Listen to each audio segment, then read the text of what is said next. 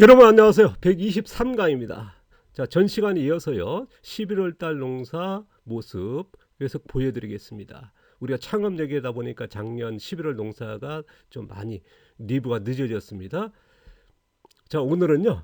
자, 도시농이나 학교터바 자금농 아니면 이제 치유농장, 체험농장 같은 경우 이제 저희가 하고 있는 무기원 상태에서 농지 활용 그 다음에 작물을 어떻게 많이 심을 수 있는지 이게 또 장점이거든요. 이제 우리가 보통적으로 이제 작물 수확한 다음에 미끄럼하고 밭갈이 하고 해놔서 작물 심지 않습니까? 그러다 보니까 이제 계절적으로 심게 되고 이제 시기에 따라 심어야 되는데요. 수확하고 심는다는 개념이죠.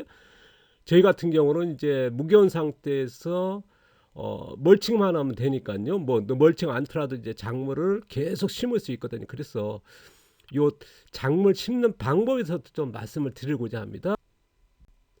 자, 흙살리기의 이제 60단째 얘기인데요. 6일 멀칭 29번째. 자, 오늘 내용은 2배 농지 활용, 2배 작물 재배입니다. 제가 이제 조금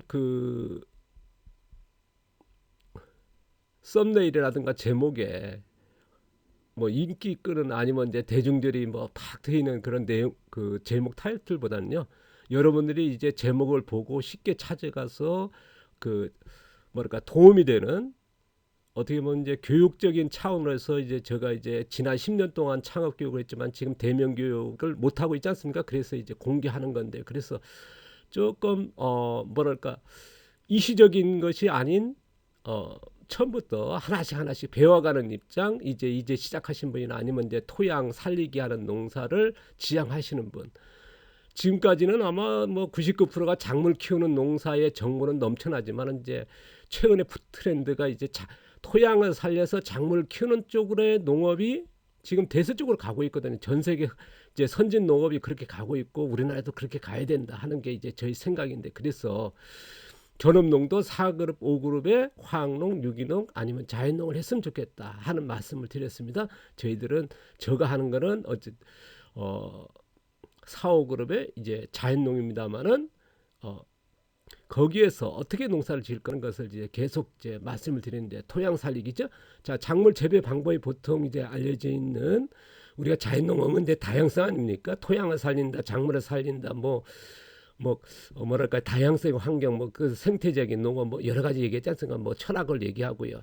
그 중에서 작물 재배로서는 혼작이다 하는 건 이제 누구나 이제 공감하는데요. 보통 잔작 재배, 화학농, 유기농이 이제 대부분이 이제 단작 재배하지 않습니까? 이거에 대해서는 뭐 제가 뭐 틀렸다 맞았다 하는 것이 아니고요. 저는 이제 지금도 아까도 얘기했습니다만은 화학농이나 유기농의 전업농 같은 경우는 4그룹을 갔으면 좋겠다. 우리가 밑그룹하는 밭갈이하는 2그룹보다는요. 무기원 상태에서 왜냐 수익을 내긴 농업을 하기 위해서는 이쪽으로 가는 게 낫다. 왜냐 그러면 이제 지금 입증이 되고 있고 그래서 이제 생산 비용을 낮추면서 품질을 높일 수 있으니까요. 그래서 어쨌든 자연농 같은 경우 아니면 전업농이라도 혼자 가는 거는 어떻게 보면 이제 대세지 않을까 하는 그래서 참고하시란 말드립니다. 자, 단작 재배는 뭐 여러분이 다 아시는 한 가지 작물을 쫙 심는 거죠. 아니면 이제 뭐 한 고랑씩 뭐 여러 작물을 한 가지씩 심는 거죠. 저 혼작 같은 경우는 한 두둑에 여러 작물을 심는 거 아니면 이제 뭐 한 고랑마다 다른 작물을 심는다 그런 이제 혼작의 개념이죠. 그런데 우리가 보통적으로 알려지는 혼작과 저희들이 지향하는 혼작이 조금 다르지 않습니까? 이거에 대해서 좀 말씀드리고자 합니다. 자, 자연농에서 혼작 재배 이 같은 경우는 이제 같은 시기 5월달에 같이 파종하는 겁니다. 그러니까 같은 작물이 자라는 거고요. 이거는 뭐 일반적인 혼작이나 거의 같을다. 자, 보시면 이제 요거는 이제 작년도에 양배추가 자라는 밭에 이제 올해에 약혼이 심어지고 옥수수가 심어지고요. 그 다음에 옥수수가 이제 수확이 8월달에 수확되지 않습니까? 그러면 이제 더 다른 작물이 심어지는 거죠. 그러면 약혼은 남아 있는 상태에서요. 그래서 이런 것들이 좀 다르다는 건데 이거에 대해서 조금 드리겠습니다. 바로 우리가 11월달 농사 바로 전편에서 보여줬던 약혼이 자라고 지금 이제 자란 작물이 보시면은요. 이제 브로콜리 그 다음에 잘 안 보이는 양파가 심어져 있거든요. 이거에 대해서 좀 말씀을 드리고자 합니다. 자, 약혼은 이제 우리가 5월 달에 심었습니다. 작년도 5월 달에 심어서 11월 중순에 수확했거든요. 11월 중순부터 해가지고 수확했는데요. 거기는 다음 작물에 작년에 거기 바로 보리콩을 심니다. 보리콩인데 토종 보리콩에서 이제 보리 수확할 때 수확한데 어떻게 보면 이제 뭐랄까 우리가 뭐 많이들 심는 이제 콩하고는 이제 좀 그 하얀 색깔입니다. 완두가 보면 파란 색깔입니까? 보통 보면 겨울에 심는 완두를 심는데 저희 같은 경우는 하얀 동글한 이제 보리콩이거든요. 그거를 이제 심었고 올해에 6월 달에 수확할 겁니다. 이제 지금 보니까 이제 한 0.5cm에서 1cm 정도 자라더라고요. 그리고 여기 보시면 브로콜리가 심어져 있는 데는 이제 올 8월 달, 9월 달에 보면 옥수수가 수확됐거든요. 이제 수확된 다음에 거기에 이제 브로콜리 심었습니다. 보통적으로 이제 약혼이 이렇게 자라면 옆에 작물은 안 심거든요. 근데 저희 같은 경우는 저 같은 경우입니다. 이제 매년 이렇습니다. 약혼이 있다. 그 틈새가 있으면 다음 작물을 심어버립니다. 왜냐 그러면 약혼이 11월 달 수확되니까요. 그 다음 작물 심을 거는 브로콜리밖에 없거든요. 그런데 옥수수 수확 하나 남아서 수확한 다음에 이제 빈 공간이 있으니까 거기다가 이제 브로콜리 심었거든요. 그래서 브로콜리가 이제 올해 뭐 3월 달부터 수확될 겁니다. 그 다음에 또 3월 달 수확 끝난 다음에 5월 달 되면 여기다가 뭐 다음 작물 뭐 수수라든가 옥수수 또 심겠죠. 옆에는. 그 다음에 아까도 얘기했습니다만은 약혼 자리는 지금 보리콩이 자랐고요. 보리콩은 이제 6월 달에 수확된 다음에 또 다음 작물에 심어질 거고요. 그리고 아까도 얘기했습니다만은 그 브로콜리 심은 사이에 약혼 사이에 또 양파를 심었습니다. 또 지금은 햇빛이 가립니다만은 브로콜리나 그런데 약혼이 11월 달 수확되고 나서 겨울에는 이제 작물들이 저희 같은 경우는 빨리 키우는 개념이 아니라 뿌리를 만드는 기간이거든요. 그리고 이제 약혼이 수확한 다음에 1, 2월 달에 작물을 빨리 충분히 이제 양파 같은 경우는 이제 6월 달에 수확하니까요. 그때까지 뭐 성장하는 기간이 있으니까요. 그래서 큰 지장은 없다 봅니다. 그래서 저희들은 이런 방식으로 심는다는 거 참고해 주시고요. 그 다음에 혼작재배 이겁니다. 이거는 이제 양배추하고 지금 보시면 이제 보리콩이 이제 심어져 있고요. 그 다음에 이제 참외가 심어져 있습니다. 그러면 이거에 대해서 좀 말씀드리면요. 양배추는 바로 전년도에 9월 달에 심는 거예요. 그 전 작물이 이제 옥수수 같은 거 수수 같은 거 수확하니까 이제 두둑이니까 가장자리 아닙니까? 거기 수확한 다음에 양배추 심는 거거든요. 작년도 9월 달에 전년도죠. 그 다음에 다음 해에 양배추는 이제 6, 7월 달에 수확됩니다. 다른 같은 경우는 보통 9월 달에 심게 되면 제주도 같은 경우 1, 2월 달에 수확이 끝나거든요. 양배추. 그런데 저희 같은 경우는 이제 뿌리를 만드는 기간을 두고 또 이제 비료태비로 키우지 않기 때문에요. 그러다 보니까 좀 늦습니다. 그러면 6, 7월 달에 이제 그 다음 해죠. 5개월 정도 더 키우는 거거든요. 그래서 6, 7월 달에 수확될 것이고요.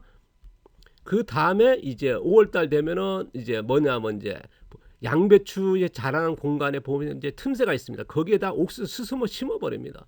그러니까 양배추가 자라는 동안에 그 양배추 사이에 공간에 옥수수 심게 되고요. 그 다음에 이제 보리콩은 언제 심냐? 작년도 전년도죠. 11월 달 아까 약혼 같은 게 수확한 다음에요. 아니면 이제 뭐 참외라든가 수확이 끝나지 않습니까? 끝난 다음에 풀이 자랍니다만은 이제 여름 풀 같은 경우는 이제 10월 달 넘어가면 힘을 못 쓰거든요. 보시면 이제 겨울도 그러지 않습니까? 그러니까 여기에 이제 11월 달에 보리콩을 심은 거 아까 약혼에 마찬가지로요. 그 다음에 이제 5월 달이 돼가지고 이제 다음에 5, 6월 달에 보리 수확할 때 수확을 하게 됩니다. 그리고 나서 이제 보시면 이제 그 보리콩을 수확한 다음에 이제 참외가 이제 가운데 보시면 참외가 심어져 있거든요. 그러면 참외 서식재가 될 겁니다. 그 다음에 이제 뭐 보리콩 심어놨는데 작물을 심으면 안 되고 왜냐 그러면 이제 그 참외가 번식을 해야 되니까요. 그 다음에 이제 토종 참외는 이제 5월 달에 심어서 7, 8회 수확되지 않습니까? 그 다음에 수확된 다음에 이제 9월 달 되면은 그 이 공간에다가 배추라든가 양배추라든가 브로콜리, 마늘, 양파 선택해서 또 심게 됩니다. 그러니까 보통적으로 우리가 아까도 얘기했습니다만은 밑거름에서 바깥에서 수확된 다음에 작물을 심는 게 아니라 우리는 틈새가 있으면 계속 심는다는 거거든요. 이 개념이 좀 다를 겁니다. 그러다 보니까 농지 활용이라든가 작물 재배가 많아진다는 거거든요. 근데 단지 하나 있습니다. 작물의 영양. 그런데 그거는 뭐냐? 아까 멀칭과 아니면은 재배 기간을 늘린다는 거죠. 3개월에서 뭐 한 달이라든가 아니면 보름 아니면 이제 5개월씩 양배추 같은 경우는 뭐 거의 5개월 늦어지지 않습니까? 이런 식으로 키우는 거거든요. 그러니까 수확이 안 되는 건 아니거든요. 뭐 이런 차이고, 또 작물을 더 빨리 키우고 싶은 때는 뭐 덧걸음 쓰면 되니까요. 이거에 대해서는 또 다음에서 또 자세히 설명할 겁니다만은, 그럼 여러 작물을 혼작하는 이유에 대해서 말씀드리겠습니다. 일단 혼작했을 때 토양 자생력을 높이기 위한 방법이기도 합니다. 뭐 혼작하는 양분을 다 뺏어가지 않느냐 하는 것도 얘기할 겁니다만은, 저희 같은 경우는 이제 자생적인 올리기 위해서는, 왜냐 그러면 이제 그 이유를 좀 말씀드리면요, 다양성 작물을 위해서 자연에 근접한 다양성 환경을 조성하는 거고요. 그 다음에 토양 속에 작물 뿌리가 많이 가면 좋지 않습니까? 그러니까 끊임없이 작물 뿌리라든가 잡초 뿌리를 만들어서 토양 속에 유기물과 미생물이 많으면 좋은 토양으로 만들어지는 거거든요. 그러니까 자생이 높이는 방법이거든요. 보통적으로 이제 미끄럼 놓고 밭갈이 해가지고, 근데 토양 자생력은 높아지는 않은 방법이거든요. 작물은 키우는 방법이긴 하대요. 그래서 저희들은 이제 토양 자생이 높이는 방법으로 이제 제일 뭐랄까 원리적인 농사로 가는 거죠. 그 다음에 작물 자생이 높이는 방법이 된다는 거. 그건 어떤 얘기냐면요, 뿌리를 많은 뿌리를 만든다. 그러니까 작물 하나 가지 심는 게 아니라 여러 작물을 있지 않습니까? 그래서 많은 뿌리를 확보하면서 토양 속에 유기물이 많고 미생물이 많으면 좋지 않습니까? 그러기 위해서 우리가 작물 뿌리라고 하는 유기물, 그 다음에 뿌리를 통해서 금규기라는 미생물을 토양 속에 많이 집어넣는 거거든요. 그래서 많은 반복 확보하는 겁니다. 그러니까 우리가 보통적으로 1년에 뭐 작물 한 번이라든가 두 번 심는 것보다는 저희 같은 경우 교차하면서 계속 심고, 그 다음 무견 상태다 보니까 많은 뿌리 발생하게 되고요. 그 다음 깊은 뿌리가 발생하니까요. 이런 것들이죠. 그래서 이런 것들을 해서 유기물과 미생물 확보하는 개념이다. 그래서 토양과 작물 자생이 높이는 방법이 되겠고요. 그 다음에 두 배 농지, 두 배 작물을 활용하는 방법이 되겠죠. 재배하는. 그래서 무기온 상태다 보니까 농지 공간이 있을 때 작물을 심을 수 있다는 거. 그래서 농지 활용 극대화할 수 있다는 거고요. 그 다음에 연중 수확, 연중 활용하다 보니까 우리가 도시농이라든가 이제 뭐 텃밭 이제 뭐 두 칸씩 한 칸씩 뭐 분양받지 않습니까? 여기를 극대화할 수 있거든요. 일반의 농사에 비해서 극대화할 수 있다는 거. 그 다음에 유치원이라든가 같은 경우, 학교 같은 경우는 이제 수확이 계속되면 좋거든요. 근데 우리가 보통적으로 봄에 쓰면 가을에 수확하고 그렇게 되지 않습니까? 이거를 뛰어넘을 수 있다는 거거든요. 이거를 이제 연종 수확과 연종 이제 파종하는 개념이 되거든요. 반복적으로. 그러면 굉장히 활용도가 높습니다. 그 다음에 이제 자금농도 그렇고요. 그 다음에 체험농장이라든가 치유농장 특히나 그렇죠. 우리가 보통적으로 이제 수확하고 심는 개념이 쌈채리 같은 건 뭐 계속 수확합니다만은, 아니면 뭐 열매 채소하지만은 어느 정도 계절적이거든요. 그런데 저희 같은 경우는 같은 농지에서 활용도가 높다는 거, 극대화할 수 있다는 거, 이런 장점이 있다는 거 좀 참고하시고. 자, 무기온 농지, 우리가 그 아까도 있습니다. 미끄럼하고 밭갈이 농사와 우리가 무기온 멀칭하는 농사의 차이는 뭐냐? 연정 작물 심기가 가능하다는 거. 그래서 농지 활용도라든가 작물 이제 재배력이 높아진다는. 이제 뭐 저는 이제 여러분이 뭐 활용은 참고만 하시고요. 여러분이 이런 농사를 짓게 된다 그러면, 아, 이렇게도 농사 짓는 사람이 있구나. 그냥 그 정보로만 받아들이시기 바랍니다. 자, 혼잡 재배 방법에 조금 더 제가 이제 소스를 드리면요, 무조건 하는 것보다는 1, 2년부터 계획을 세우시고 하는 게 좋습니다. 저 같은 경우는 이제 이게 익숙하다 보니까 뭐 계획 안 하더라도 머릿속으로 이제 그게 숙달돼 있거든요. 이게 제가 이제 지금 농사 짓는 곳에 와가지고 바로 전편에 보여준다면 농사 짓는 곳이 10년째 무기온 상태에서 농사 짓고 있거든요. 그 전에 이제 농장 하다가 이제 이쪽으로 이사 12년 전에 왔습니다만은, 그래서 최소 1년 전부터 다음 작물 심기 할 계획을 심으면서 작물을 심어야 된다. 그게 뭐냐면요, 공간을 확보하면서 심는 게 좋다는 거. 다음 작물을 어디에 심을 건가, 뭘 심을 건가, 그러면서 심으시면 굉장히 좋다는 거. 그 다음에 양분과 성장이라든가 수확이라든가 이런 계획을 조금 감안하시면은 굉장히 좋죠. 뭐냐 그러면 이제 큰 작물이 있고 이제 햇빛이 계속 가려면 안 되지 않습니까? 큰 작물이 계속 돼버리면요, 키 작으면서 이걸 안배하면서 햇빛과 그런 걸 감안하시고, 그 다음에 성장, 수확 시기, 또 우리가 필요한 농작물이 어떤 거에 따라서 언제 수확할 거냐 배려하시면 좋겠죠. 자, 이걸 참고하시면 좋겠는데요. 보시면 이제 가운데가 이제 컬리플라워 아닙니까? 이게 또 혹시 보면 이제 사진 컬리플라워가 바로 뒤쪽에 보시면 마늘이 보일 겁니다. 근데 바로 앞에는 이제 고추가 심어져 있거든요. 그러니까 우리가 보통 이제 걸리플라워 같은 경우는 전년도 9월 달쯤에 심었을 거고요. 뭐 마늘 같은 경우는 한 10월 달에 심었지 않습니까?